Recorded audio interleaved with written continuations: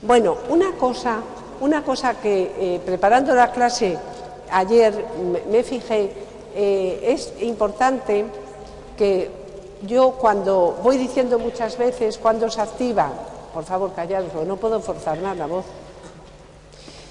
cuando voy diciendo cuándo se van activando neuronas distintas del sistema nervioso motor que tienen que ver con los movimientos voluntarios, que es de lo que estamos hablando continuamente, entonces se activan a tiempos distintos. Y ayer estuve un poco resumiendo y os voy a decir, aunque luego lo veremos en cada punto, estas neuronas, que son las del estriado, las espinosas medianas, se activan segundos antes de que comience el movimiento.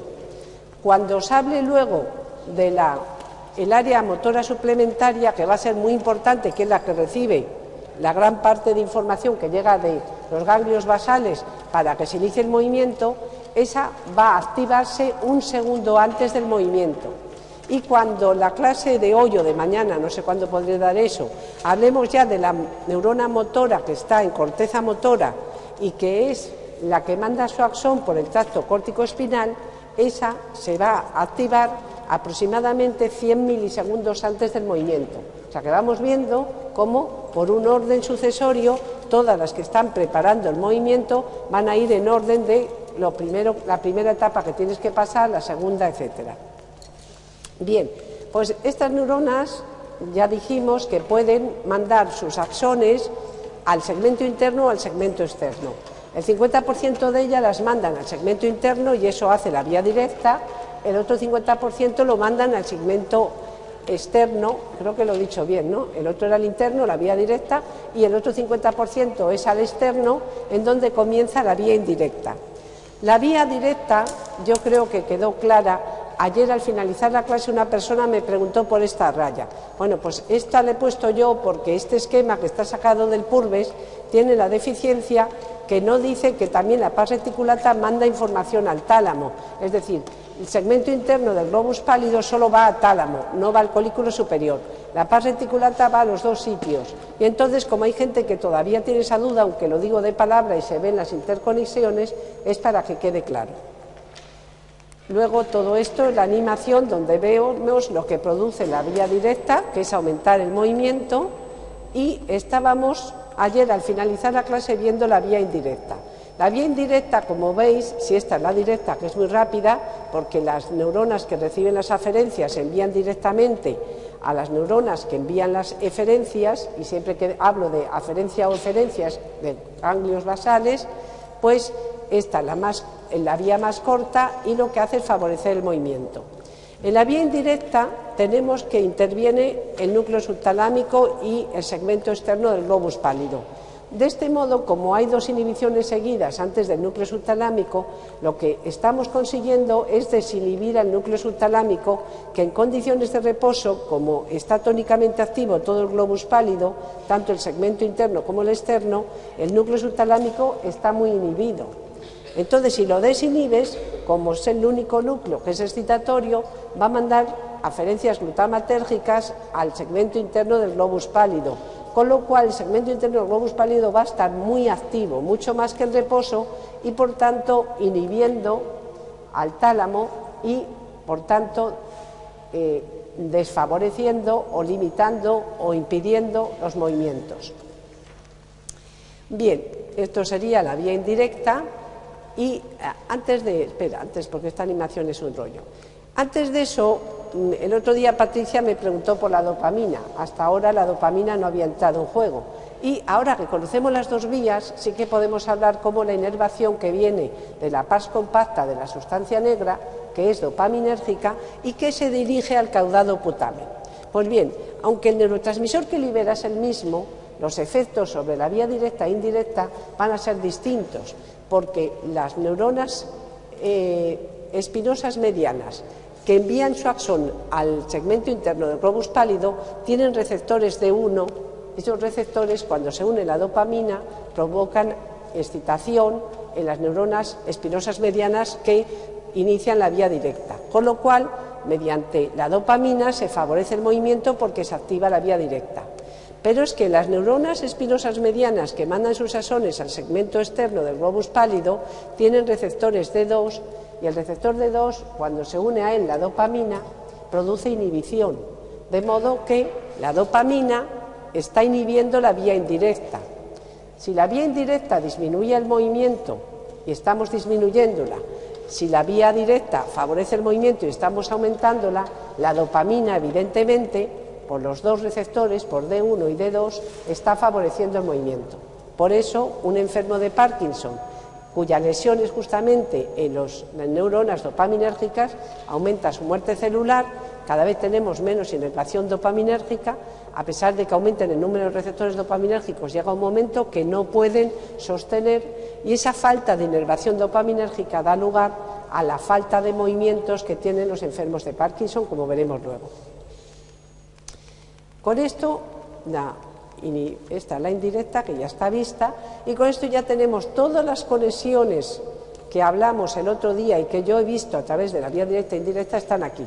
Este esquema lo he hecho yo porque no encuentro en ningún libro donde vengan todos con sus neurotransmisores, y entonces aquí veis, esta parte directa es la vía directa, que viene y acaba en corteza.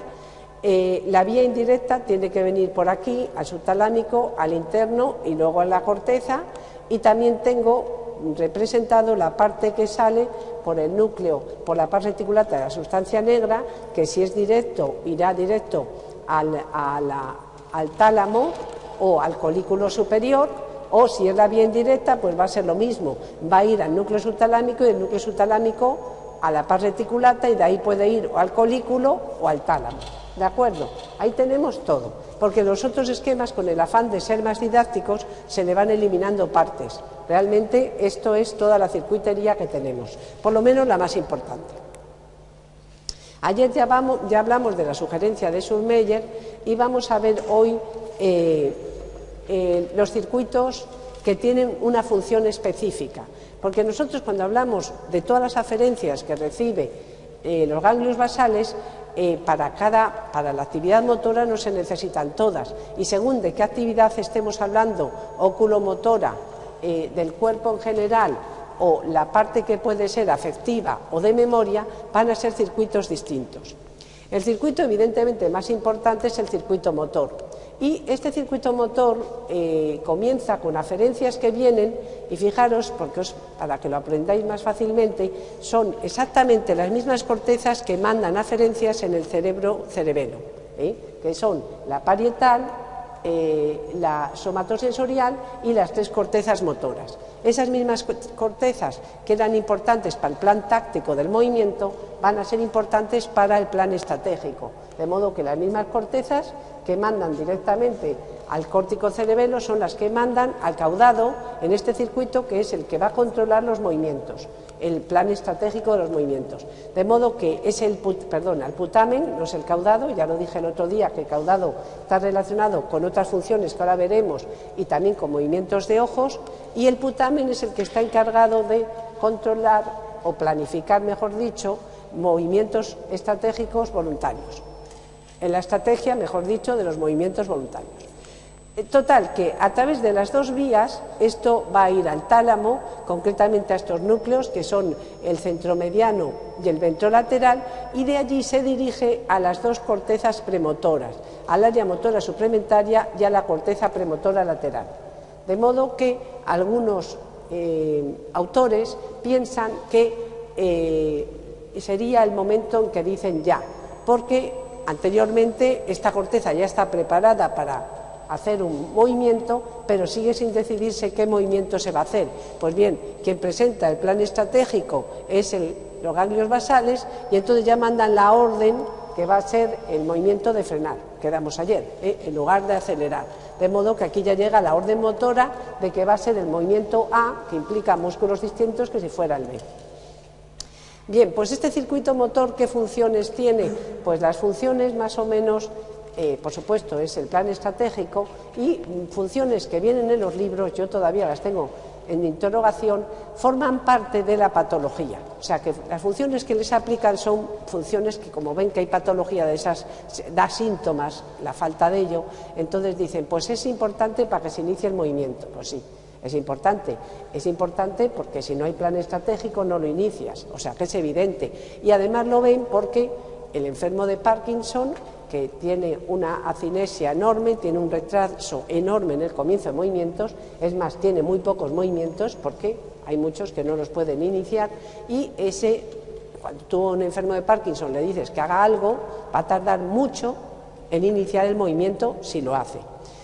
Lo que normalmente pasa es que los enfermos de Parkinson, como todas las enfermedades, hasta mientras empieza la enfermedad, el enfermo va supliendo sus deficiencias buscando controlar los movimientos de otro modo. Entonces, un modo como los controla, lo vamos a ver dentro del control de los movimientos voluntarios, es supliendo esta orden interna que viene de los ganglios basales por estímulos externos, de modo que se ha visto perfectamente. A nosotros nos han dado seminarios sobre el tema investigadores gallegos que trabajan en el Parkinson, que ya sabía y se conocía que un enfermo de Parkinson, si tú le mandas que baile sin música, es incapaz de iniciar, pero si le pones música, se pone a bailar, enseguida oye la música.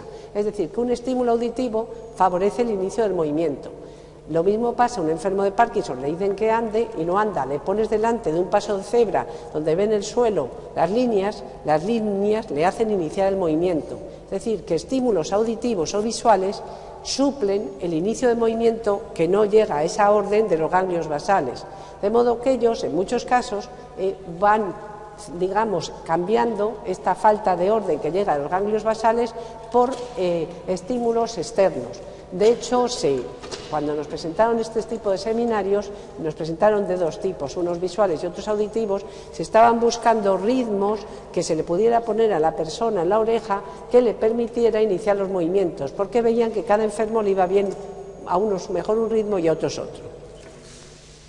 Otra de las cosas que vemos claramente, aparte del inicio del movimiento, es que los movimientos se hacen lentamente, se hacen pocos, se hacen lentos o apenas se hacen. Como ya decía, el balanceo de los brazos desaparece, los movimientos sacádicos de los ojos tiene muchos menos que una persona normal y los hace más lentamente, los gestos apenas gesticula, de hecho se llama que estos enfermos tienen cara en máscara, es decir, que un montón de movimientos naturales que estamos continuamente haciendo están reducidos o disminuidos o desaparecen en estos enfermos.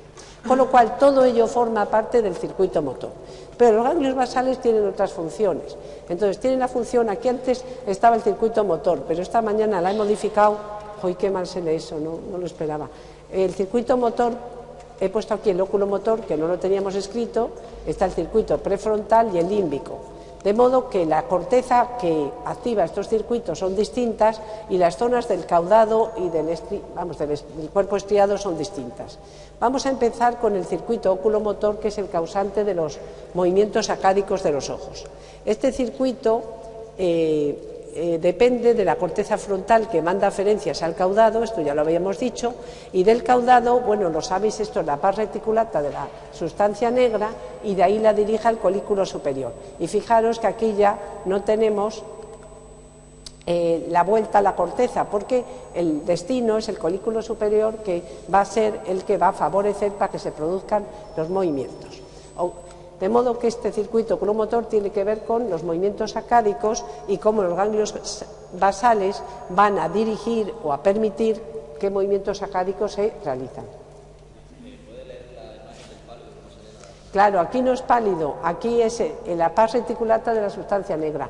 Como yo he cogido uno que todos eran pálidos, pero este no es pálido, esto es la otra eferencia que sale en los ganglios basales, que es la pars reticulata de la sustancia negra. En el ordenador sí que lo leéis, aunque aquí no se vea, en la proyección pierde definición. Bien, otro circuito es el circuito prefrontal.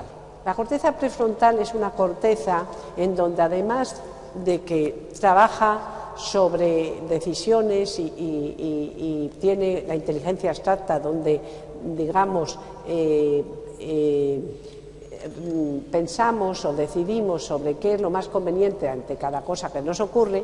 Además, ahí está lo que llamamos la memoria de trabajo.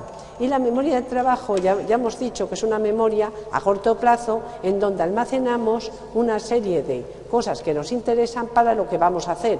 Es decir, pues si yo voy a llamar por teléfono, ahí recuerdo qué números tengo que marcar. Si yo voy a escribir lo que he oído, ahí almaceno un tiempo la frase que voy a escribir.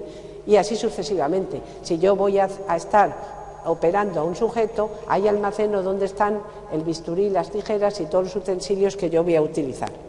Pues bien, esta memoria de trabajo, que está en la corteza prefrontal, en la parte dorsolateral de la misma, envía al caudado, a la zona dorsolateral, de ahí va al segmento interno del globus pálido y de aquí sale a los núcleos que son al medial dorsal y al ventral anterior del tálamo para volver de nuevo a la corteza prefrontal. De modo que este circuito tiene que ver con problemas de memoria. Es decir, hemos dicho que estos enfermos pueden cursar con alteraciones no solo motoras, sino alteraciones del entendimiento o de la memoria. Pues este circuito, si está alterado, las personas van a tener unos déficits de entender o de memoria para hacer sus movimientos. Y aunque no impliquen movimientos, también lo tienen. Y luego tenemos el circuito límbico, que es el que tiene que ver con la afección en cuanto a las emociones y los sentimientos. Este comienza en el córtex cingulado anterior, que es una parte del sistema límbico, lo manda al estriado ventral, del estriado ventral va al pálido ventral y de aquí se dirige al núcleo del tálamo, que es el medial dorsal, para volver al límbico. De hecho, se sabe, tanto la de Huntington como la de Parkinson muchas veces cursan con problemas afectivos. La de Parkinson es típico que tengan depresiones y, de hecho, cuando al paciente le das dopamina mejoran de las depresiones. De algún modo, la dopamina, que implica todo este circuito, tiene que ver con la sensación de que estés más triste o más contento. Y ahora vamos a pasar a las enfermedades. Las enfermedades las contamos porque realmente la mayor parte de la fisiología que conocemos se ha conocido a través de ellas. Y entonces tenemos dos tipos de enfermedades. La más conocida, que es la que cursa con hipoquinesia, es decir, con disminución de movimientos, que la lesión está en la sustancia negra, en la pars compacta, la sustancia negra, y luego tenemos la de Huntington y el balismo, que cursan con hiperquinesia, es decir, un aumento de los movimientos, son todos movimientos involuntarios y anómalos sin ningún tipo de función. Y esas pueden ser debidas a lesión en el núcleo subtalámico, en cuyo caso es el balismo, o lesiones en neuronas del neostriado, en cuyo caso es la de Huntington. Vamos a empezar con la enfermedad de Parkinson. La enfermedad de Parkinson es la que se conoce desde el 1870, me parece que es cuando James Parkinson la describió. En esa época se desconocía totalmente, se sabían los síntomas, pero no se conocía tratamiento alguno, con lo cual el empeoramiento de los enfermos iba muy rápido porque no había forma de ayudarlos. En los años 60 es cuando, de un modo justamente que no era el esperado, como suelen pasar en estas cosas. No sé si habéis visto la película de Despertares, nadie ha visto la película, pues tiene que ver con el momento en donde se encuentra que la dopamina ayuda a los enfermos de Parkinson. Realmente se quería dar a otro tipo de enfermos y se vio que a los que le funciona es a los enfermos de Parkinson. Y entonces en ese momento se da cuenta que estamos ante la primera enfermedad del sistema nervioso que se produce por la falta de un neurotransmisor. Ese neurotransmisor es la dopamina. Y estos enfermos, a medida que van perdiendo neuronas dopaminérgicas, que de hecho la lucha mayor que tienen los neurólogos es conseguir que no mueran las neuronas dopaminérgicas, porque a pesar del tratamiento la enfermedad sigue su curso en cuanto a muerte celular. Pues bien, estos enfermos, ¿qué sintomatología presentan? Pues presentan el temblor en reposo, que viene a ser de 4 a 7 hercios, es un temblor rítmico que sobre todo se percibe cuando están sin hacer movimientos, es fácil verlo en las manos y a veces en la barbilla. La rigidez plástica, que es la hipertonía típica, que hemos dicho el otro día, que a diferencia del sistema piramidal, esta es una plástica, mientras que la otra era elástica. Presentan acinesia, es decir, dificultad en el inicio de los movimientos, y ya he hablado antes, cómo ellos intentan sustituir esta orden de que comiencen movimientos que debe de salir de los ganglios basales, ir a las cortezas premotoras por estímulos externos. Presentan bradicinesia, es decir, que no solo tardan en empezar el movimiento, sino que cuando lo ejecutan lentamente. Y presentan asimismo hipocinesia, es decir, muy pocos movimientos. Hay muchos movimientos que no se inician nunca, desaparecen. ¿Cómo se trata? Bueno, aquí tenemos la lesión, que es la deficiencia de neuronas dopaminérgicas, con lo cual esta inervación dopaminérgica que reciben tanto las neuronas espinosas medianas, tanto las de la vía directa como la de la indirecta, al no recibirla va a disminuir los movimientos. ¿Y cómo se ha tratado esto? Pues sabemos que desde los años 60 lo que se hizo fue dar un precursor metabólico de la dopamina, que es el L-Dopa, de modo que con el L-Dopa mejoran. Pero el problema que surge es que al principio las dosis de L-Dopa son bajas, a medida que avanza la enfermedad tienes que ir subiendo la dosis porque ya no suple los déficits motores que tiene, hasta que llega un momento en que la propia dosis de L-Dopa que le tienes que dar es tóxica. Entonces el enfermo empieza con lo que llamamos disquinesias, que son movimientos anómalos, que son casi tan malos como el no tomar L-Dopa. Con lo cual es donde el médico necesita buscar otro tipo de resolver las cosas. Entonces, antiguamente, aquí tenemos para que comparéis qué pasa en un sujeto normal frente a uno que tiene Parkinson, Eso lo podéis luego vosotros en casa comparar y vais viendo las flechas que adelgazan es porque hay menos dopamina, a ver qué he hecho yo ahora, y lo que sucede que la inhibición va a ser enorme, la actividad del subtalámico va a ser enorme y todo eso va a llevar a la falta de movimientos.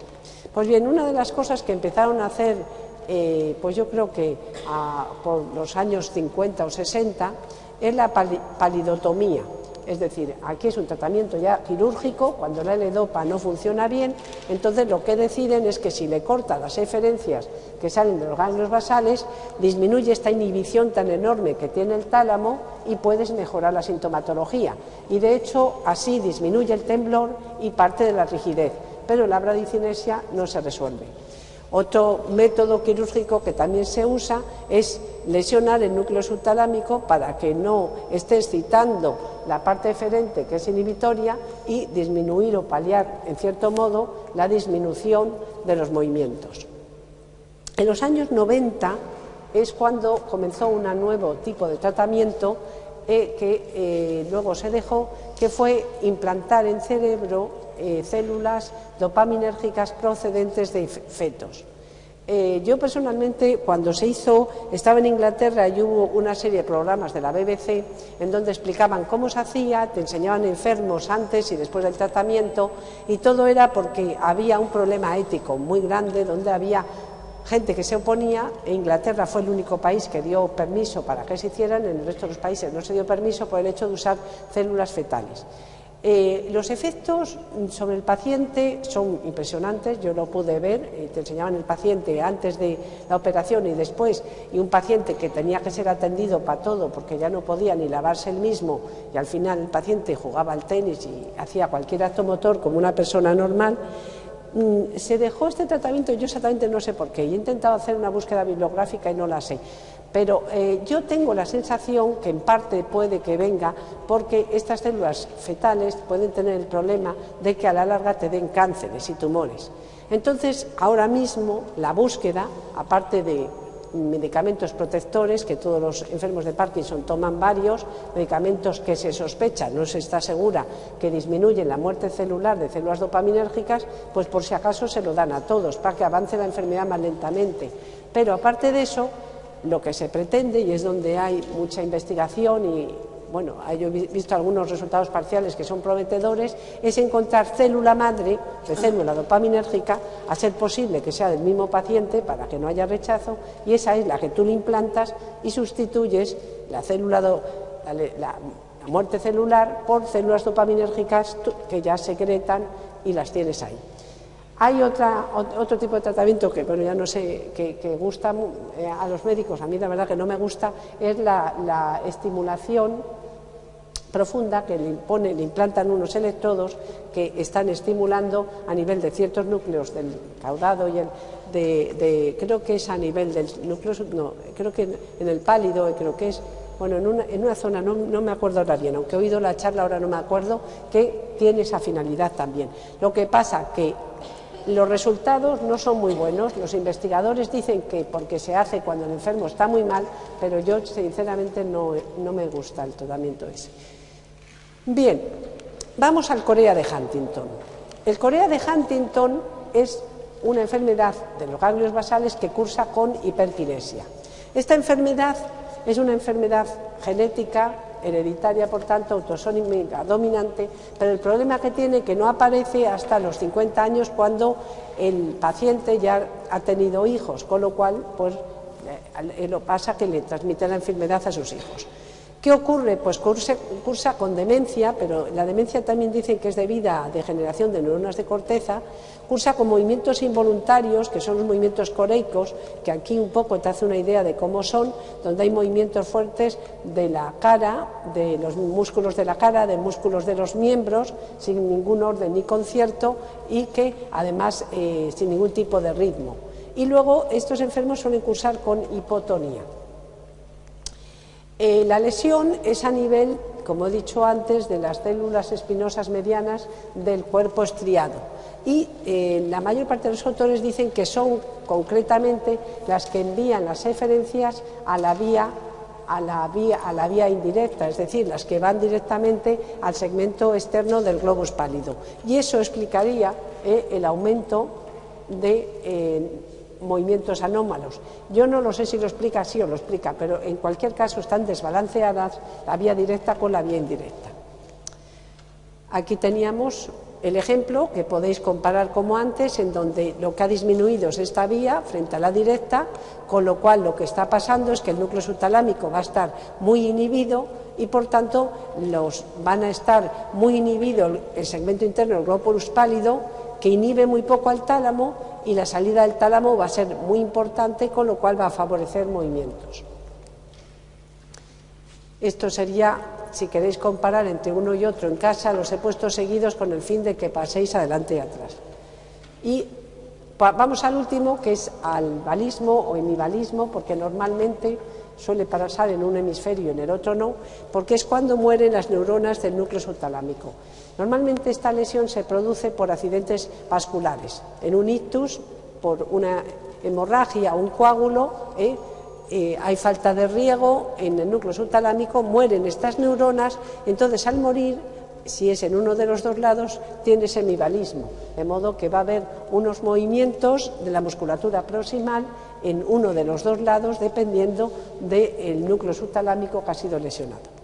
Bueno, con esto hemos terminado una parte y empiezo con el último tema, con la finalidad de que mañana podamos así acabarlo antes. Ahora contesto, ¿sí? Las neuronas del núcleo subtalámico son glutamatérgicas, son las únicas que son excitadoras. Y entonces, si lo lesionas, entonces ya no estás excitando esa parte y lo que te pasa es que hay muchos movimientos involuntarios. A ver, espera esto. Bien, buena cosa. A ver que lo piense.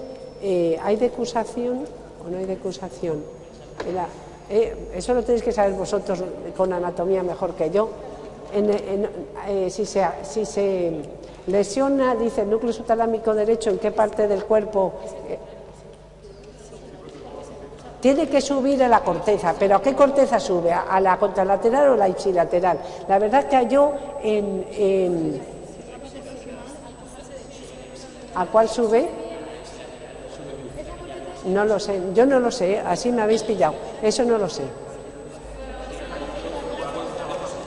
Y no lo... Mañana me lo decís, mañana me lo decís vosotros, ¿vale? O no, si tenéis tiempo, yo lo miro también.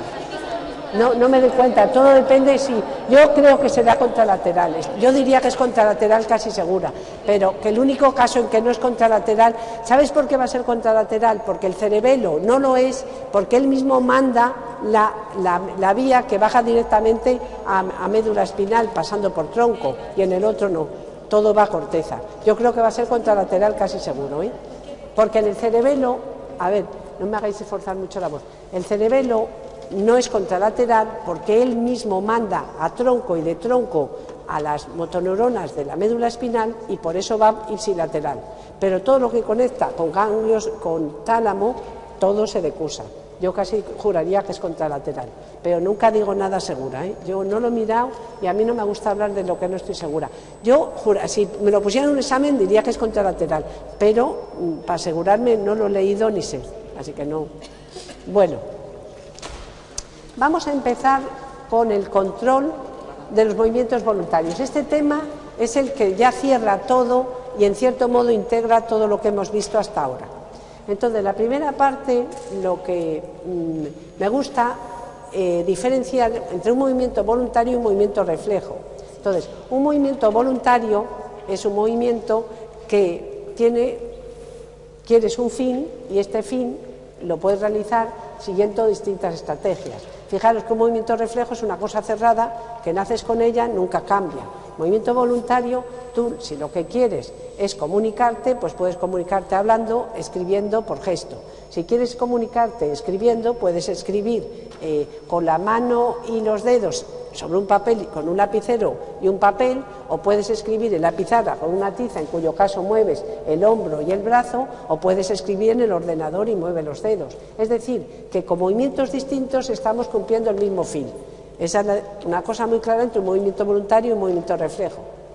Otra cosa muy clara es que el movimiento voluntario lo aprendemos, cuando nacemos no lo sabemos, por eso el bebé, hasta que aprende a coger el sonajero y al llevarlo a la boca y hacer movimientos que nos parecen tan sencillos, realmente nace sin saberlo. En cambio, todos los movimientos reflejos, como es succionar o agarrar un dedo que le pones cerca, lo hace desde que sale del útero, porque son movimientos reflejos. Todos los demás los tiene que aprender. Y la tercera diferencia es que todo movimiento reflejo suele estar estimulado por un estímulo, que puede ser un estímulo muscular, un estímulo externo, etc. Pues los movimientos voluntarios sí que pueden estar precedidos por estímulos, que es lo que justamente los enfermos de Parkinson se ayudan de ellos para iniciar los movimientos, pero también es cierto que nosotros podemos hacer el mismo movimiento de ir a coger un vaso, y yo puedo hacer el mismo movimiento aunque esté el vaso o aunque no esté. Un mimo está haciendo movimientos simulando que está utilizando utensilios cuando no los utiliza. Es decir, que el movimiento voluntario puede ir precedido de un estímulo o puede ir sin estímulo y hacemos el movimiento exactamente igual. ¿Qué acontecimientos tienen lugar para un movimiento? Esto también lo dijimos en el inicio de la clase primera del motor, porque sabemos que lo primero que necesitamos para iniciar un movimiento es localizar el objeto del movimiento. Si volvemos al caso del vaso, si yo lo que quiero es beber agua, primero localizo dónde está el vaso de agua. Una vez que localizo dónde está el vaso de agua, tengo que desarrollar un plan. Y para desarrollar el plan, no solo tengo que saber dónde está el vaso, sino saber dónde estoy yo, cómo se encuentran los distintos miembros de mi cuerpo, para ver qué movimiento tengo que hacer de aproximación hasta que pueda coger el vaso con las manos. Y, por último, es ejecución de movimientos. Pues bien, todos estos acontecimientos es los que hacen que el movimiento voluntario sea tan complejo e implique tantas cortezas. O sea, que ante un movimiento normal uno se cree que solo se está activando la corteza motora. Qué cosa más absurda. Si yo no tengo corteza somatosensorial, ni la visual, ni las demás para informar, el movimiento lo voy a hacer malamente. Normalmente todas están asistiendo al movimiento. Es decir, que las cortezas sensoriales están ayudando, las cortezas de asociación, como son la parietal posterior y las prefrontales, que son las que jerárquicamente son más altas, son las que además van a ayudar en la decisión de qué movimiento y son las que van a informar a los ganglios basales, porque ellas con los ganglios basales son las que al final deciden qué movimiento hago, no cómo lo hago, qué movimiento hago. De modo que entre todas ellas están ayudando para que se desarrollen los movimientos voluntarios. Fijaros que en los exámenes yo pongo movimiento voluntario originado internamente. Mis compañeros dicen que ¿por qué digo eso? Lo digo para diferenciarlo de un movimiento voluntario producido por un estímulo, porque hay movimientos voluntarios que pueden estar provocados por un estímulo. Yo veo que algo que me va a picar una abeja y yo hago un movimiento voluntario de espantarla. Y otros movimientos son movimientos que yo hago internamente porque decido hacer algo y salen, los decido yo y se generan internamente sin estímulo. Eso es reflejo. Eso es reflejo. Yo, dale y hárselo a un bebé. Bien, la corteza encargada de que los movimientos voluntarios al final se ejecuten son las cortezas motoras, que es de donde sale el tracto córtico-espinal, evidentemente. Y como ya sabéis, en la corteza, el área 4, que está por delante del surco central, es la circunvolución precentral, que es el área motora primaria, y las dos áreas premotoras que están por delante, que están en el área 6, que es el área motora suplementaria y la corteza premotora lateral. A lo largo de esta clase vamos a hablar de todas ellas, así como vamos a hablar también, porque son muy importantes, de la corteza parietal posterior y de las cortezas prefrontales. Bueno, por orden vamos a recordar cómo sabemos de dónde salen las órdenes motoras. Se supo en el Oye, es que ahora que yo pienso creo que he girado. No sé si en 1870 es cuando hicieron los experimentos del perro que voy a hablar ahora, y 1830 es cuando James Parkinson describe el Parkinson, o al revés. He mezclado las dos fechas. Las dos son del siglo XIX, pero bueno, da igual. Las dos son del siglo XIX, pero ahora mismo no diría cuál es cuál.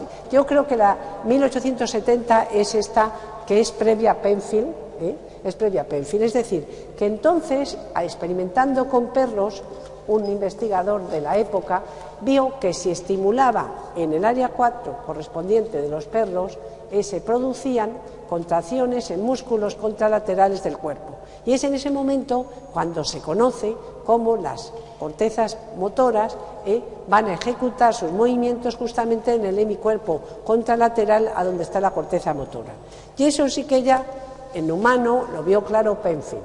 Ya sabéis que Penfield es el neurocirujano canadiense que operaba a epilépticos, y lo que tenía que hacer en la operación es extraer un pedazo de tejido nervioso, que es la zona que induce el ataque epiléptico, porque si tú esa zona, que es la zona muy con irritabilidad, que fácilmente se activa y genera el ataque epiléptico, si tú la quitas, pues digamos, soluciona la enfermedad. Entonces, a la hora de hacer esto, no podía hacerlas a las bravas, porque a lo mejor lo dejaba el señor paralítico o lo dejaba mudo o ciego.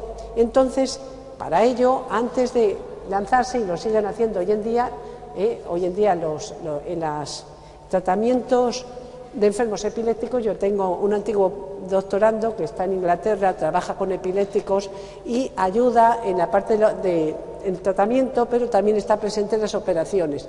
Y él me cuenta cómo se hace, porque no solo estudian qué zona es la importante, sino que primero estudian qué hemisferio de los dos es el dominante, porque claro, ya saben dónde están las áreas, eso no lo hacen, pero lo que sí que estudian a ver qué hemisferio es el dominante, dónde radica el lenguaje, y también le hacen distintos estudios, y creo que son psicológicos previamente y de entendimiento, para ir viendo las zonas, en ese caso, que él procesa más, cuál de los dos hemisferios es más importante para él, antes de tomar la decisión de la lesión.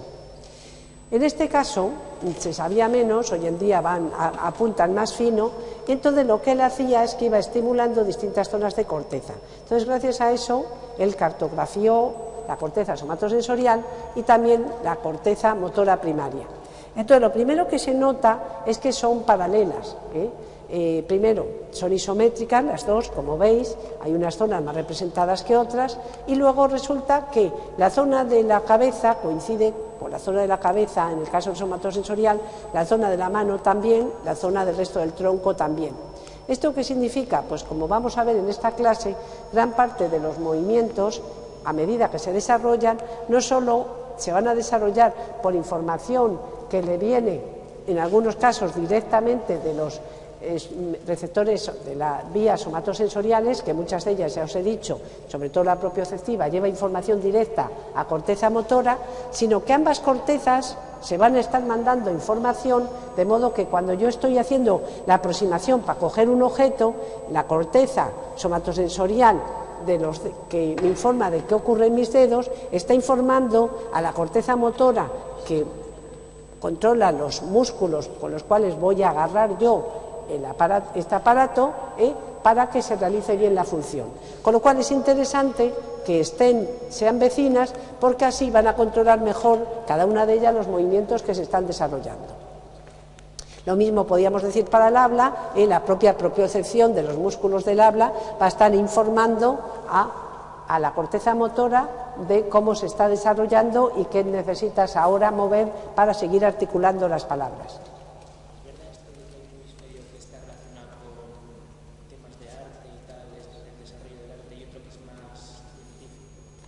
Nos metemos en un tema largo.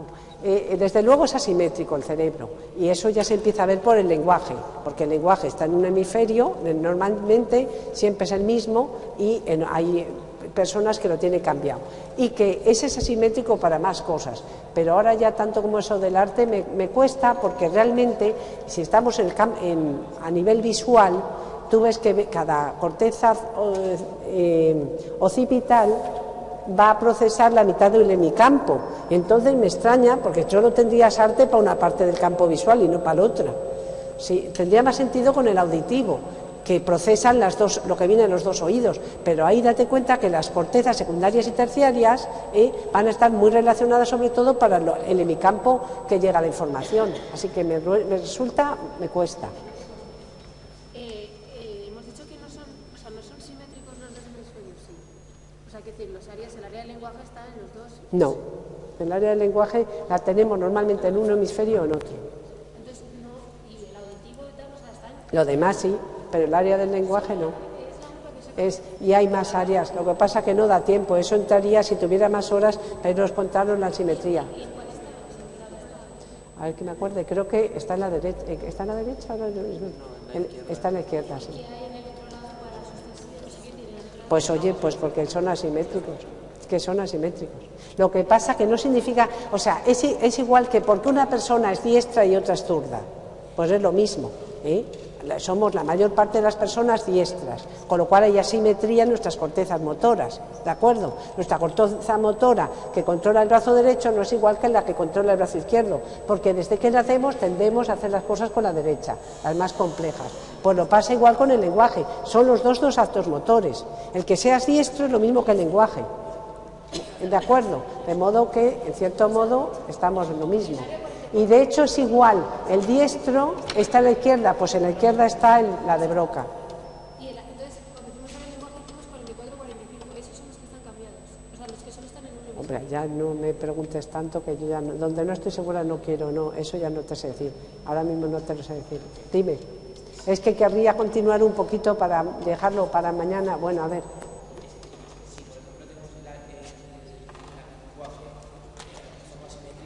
Si no recuerdo mal, es igual que porque somos diestros. Somos diestros porque domina la corteza motora del hemisferio izquierdo, ¿de acuerdo?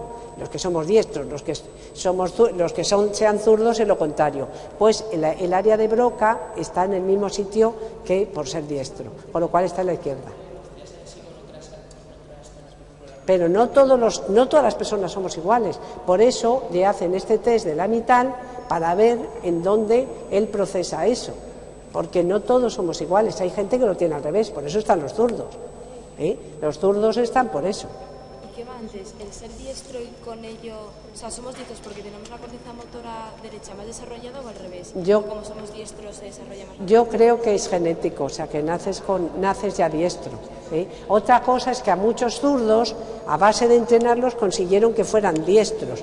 Y lo que consiguen en muchos casos es que funcionen con los dos. Yo conozco un profesor de fisiología que para impresionar a los alumnos se ponía a escribir en la pizarra con las dos manos, porque era un zurdo que de pequeño le obligaron a escribir con la derecha y aprendió a hacerlo con las dos. Pero él de normal, y luego no todos somos exactamente diestros, porque hay gente que somos diestros para algo y zurdos para otra cosa, o sea que no hay ambivalencia, y posiblemente con la de Broca pasa igual, o sea que no, es normalmente unilateral, pero no es homogéneo, ¿de acuerdo? No es una cosa homogénea. Que todo...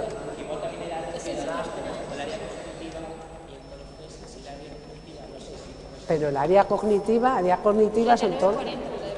¿A cuál llamáis al área de...?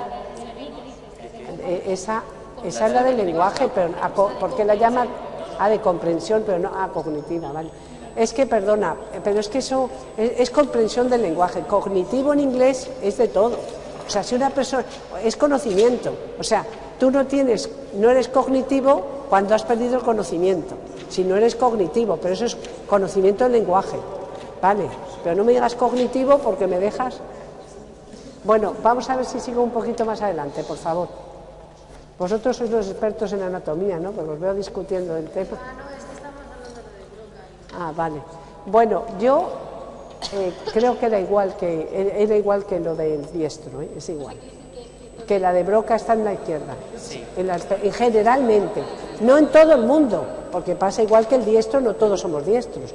Y tienen que asegurarse. Por eso lo que hacen es que le anestesian con amital, le meten la amital por la arteria de un lado, por la carótida derecha, le anestesian el hemisferio derecho y le dicen que hable. Entonces, si habla, saben que está en la izquierda, si no habla, no. Y eso se lo hacen antes de operarle a los epilépticos. Vamos a seguir, por favor. Vamos a ver. De modo que, ¿por dónde estamos? Estamos en los descubrimientos de Penfield. Bien, él, como vosotros sabéis todo esto, a ver, por favor, callaros, que es importante fisiológicamente lo que voy a contar. Él, ¿cómo puso de manifiesto que esta era la zona donde se controlaba? En ese momento él creía que eran los músculos, hoy sabemos que son los movimientos, y esta era la zona que se controlaba las sensaciones del cuerpo, pues porque cuando estimulaba aquí, el sujeto sentía que le tocaban un dedo, y cuando estimulaba aquí, el sujeto movía el dedo.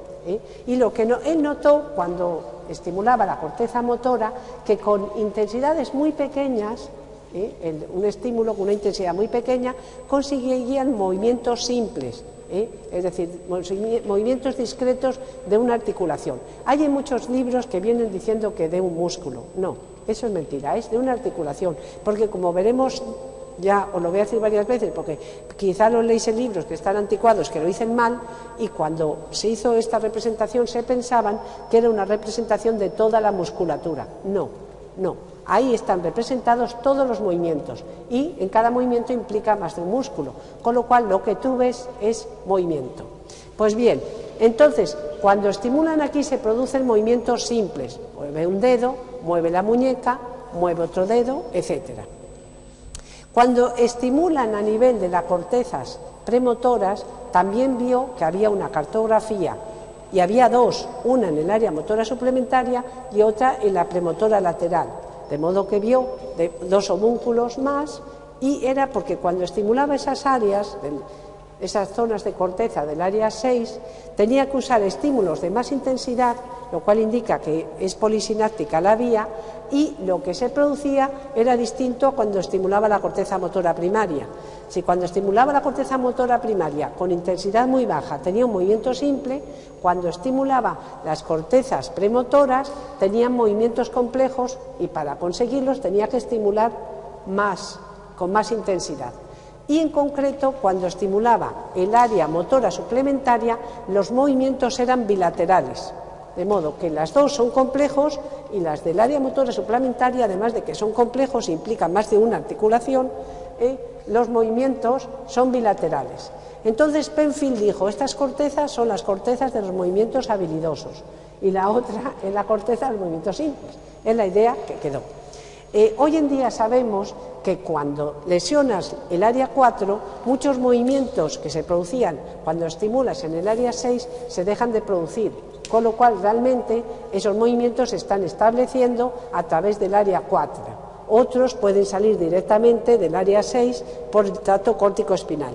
Es decir, que los movimientos que se generan en el área 6 pueden ser o bien directos, porque de ahí sale la neurona motora que va al tracto córtico-espinal, o indirectos porque está modulando la actividad de neuronas motoras piramidales que están en corteza motora primaria. ¿Y qué neuronas son esas? Pues se vio, bueno, todo esto está hablado, se vio que a nivel de la capa 5 de la corteza motora es donde se encuentran unas neuronas piramidales muy grandes que son las neuronas de Betz. Esas son las neuronas que mandan los axones. Y tengo que dejar aquí la clase porque si no me matan.